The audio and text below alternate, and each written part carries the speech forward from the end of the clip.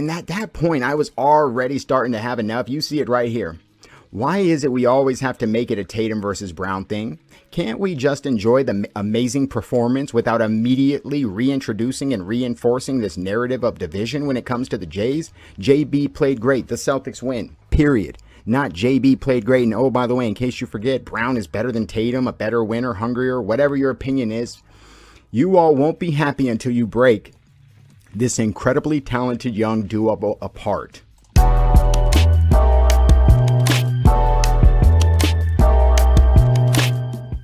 YouTube, how's everyone doing? Jags to Riches, James Peters, thank you all so much for your time. Off-season mode, weekly update, and of course, NBA free agency starts today, the 30th of June at 6 p.m. Let's check in around the league, and we're going to finish up with going over the Jaylen Brown, Kyrie, KD timeline and some of my predictions for free agency. But let's first start off, like I said, going around the league and, see what's going on. I'd like to begin by saying congratulations to Will Hardy, Boston Celtics assistant head coach, recently hired to be the Utah Jazz head coach. Of course, Danny Ainge is out there now. Will Hardy was basically Ime's right-hand man on this NBA Finals run. Previous to that, he was with the Spurs for many years. I believe was 4-time Summer League head coach. Worked his way all the way up from a video coordinator and is now at 34 years old, the youngest head coach in the NBA. So congratulations to Mr. Hardy. Looking forward to his career and what comes next.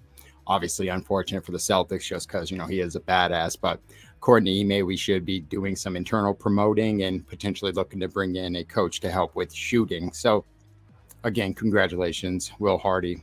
Now, of course, the big story, guys, Dejounte Murray traded to the Atlanta Hawks. Now, the Spurs would in return get Danilo Gallinari and 3 first-round picks and a potential future pick swap. So basically 4 picks.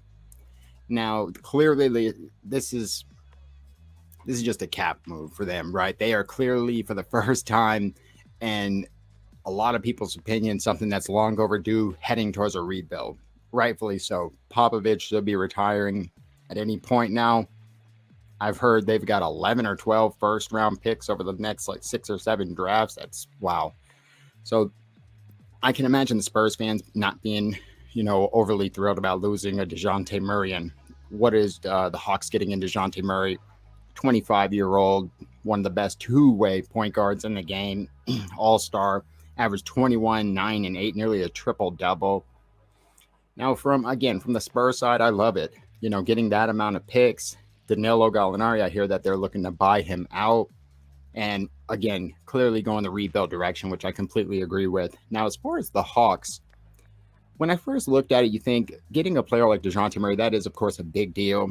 Like I said, for all the reasons I just named. But then when I think of him and Trae Young and that pairing, it's a little interesting. I think that if Dejounte Murray has the ball in his hands and is, playmaking, and Trae is, cutting off screens and trying to get open, shoot his shots, I think it could work. But the fact that both of them are guys that are primary ball handlers and, like to create off that, it's just going to be very interesting. You're talking about 2 all-star caliber guards. So with that amount of talent, and especially, being around the same age, and on the defensive end, Murray will be huge for, what Young lacks. But my point is, with that type of talent, I'm sure you can make it work.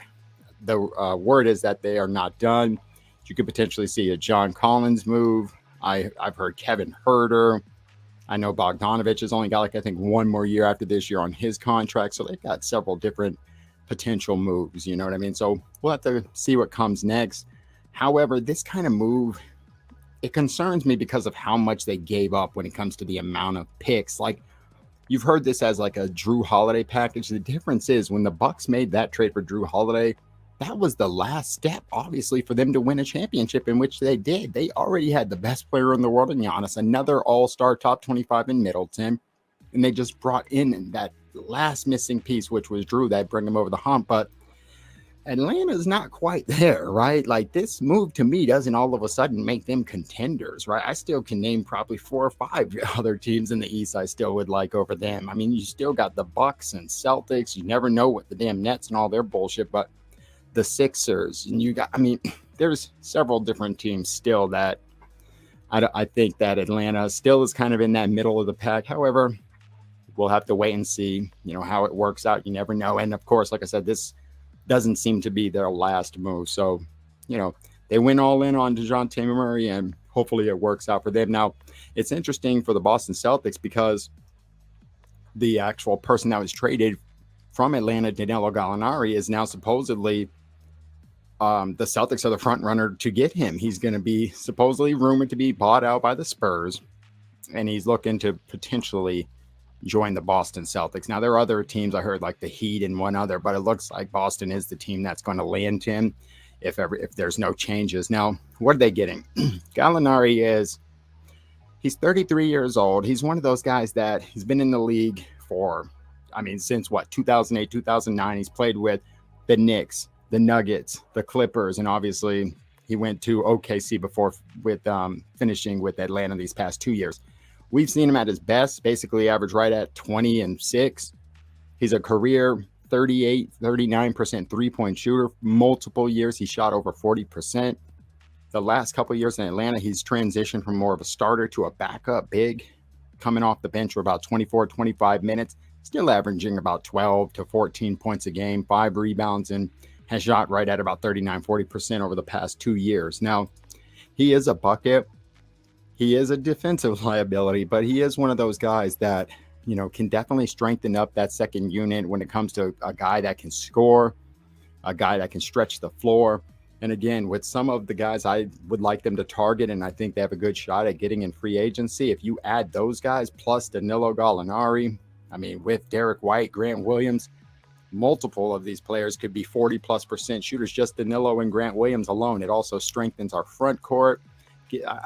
I like it, man, especially because it would be on like a vet minimum. You know what I mean? So when it comes to those type of contracts, you really can do no wrong. It's an experiment. It is what it is. Like Dennis Schroeder last year, it is what it is. We signed him for $5.9 million. Who gives a shit? That's kind of the idea behind it. But I am actually excited and intrigued to land a player of that caliber, especially for that type of contract. It wouldn't cost us our TPE or any real damage. And I think he could actually, strengthen and be a huge benefit on that, that second unit, and a guy that could be a spot starter. If he's hot at that moment, or if Grant's hot, you got 2 different options to potentially help Al Horford and, the amount of minutes you put on him this year. But the only other thing I will say with the Murray trade, it's kind of like, I understand Celtics fans maybe being a little frustrated because you see Jeremy Grant, a couple days ago go for just a first-round pick to the Trailblazers, and then you get Dejounte Murray just going for basically, 3 first. So I get like, well, why didn't we make this move? But on to other news, guys.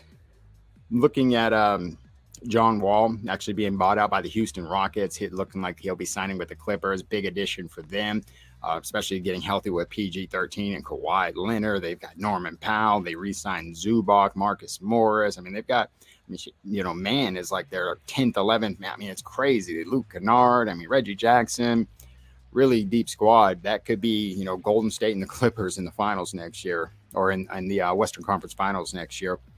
Speaking of trades, you also had a Nerlens Noel and Alex Burks getting traded from the Knicks to the Pistons.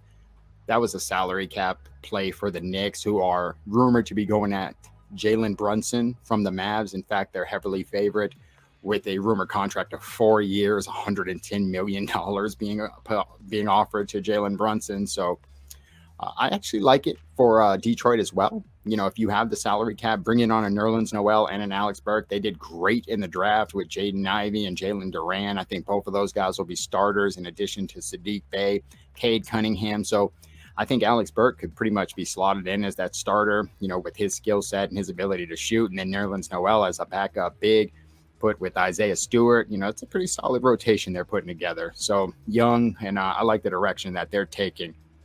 So again, guys, when it comes to free agency, I would pretty much say that some of my favorites, again, you've heard me say many times, I think Pat Connaughton is a huge favorite to end up on the Boston Celtics. But another one I'd look out for is Patty Mills, who opted out of his contract with the Nets. I did see that, especially with Kyrie going back. I'm sure he's out. So look for Patty Mills.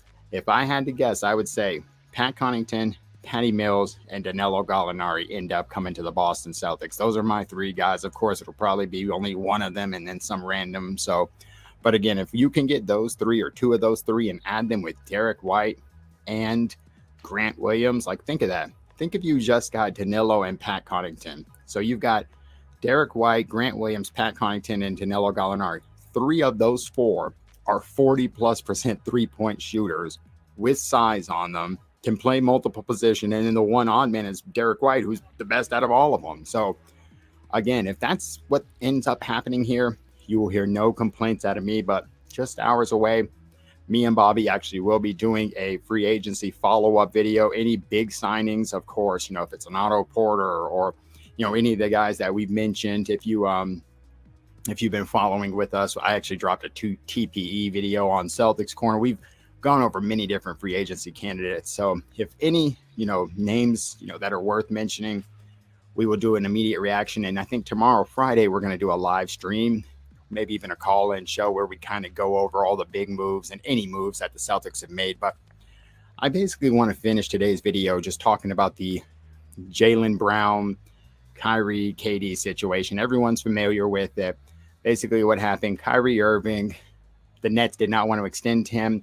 He went out, looked, couldn't find anything on the open market. Nobody wanted to offer him what he was looking for, which made him opt back in with Brooklyn. However, during that week he was looking, of course, KD, you don't know what's going on. So rumors are he might be leaving. And then the Celtics, of course, were one of the favorites to land him.